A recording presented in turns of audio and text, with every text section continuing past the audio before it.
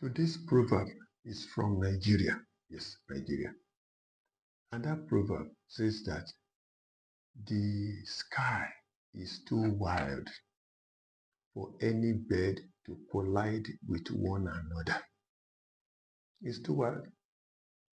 And what is the meaning? The meaning is that the world is vast enough for peaceful coexistence for everyone.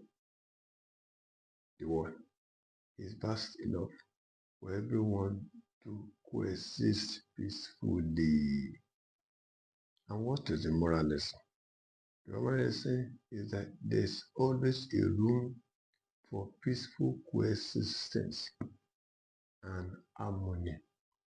There's always a room for peaceful coexistence and harmony. Don't be too rigid. Don't become somebody that wherever you are, there will always be a problem. Live a peaceful life. There's always a room wherever you find yourself for peaceful coexistence and harmony. Thank you for listening. I will see you tomorrow. Bye for now.